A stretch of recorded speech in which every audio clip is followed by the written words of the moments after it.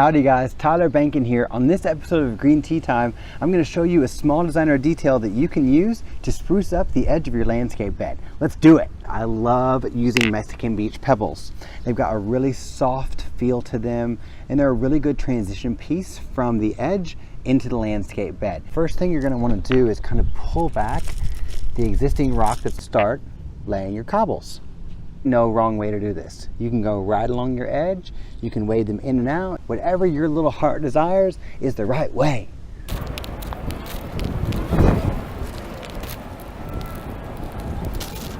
Finishing touch, pull the existing rock back up to fill in the spaces. Alrighty guys, that does it for this episode of Green Tea Time. Now everybody run out, go get your Mexican beach pebbles so that your border is no longer boring.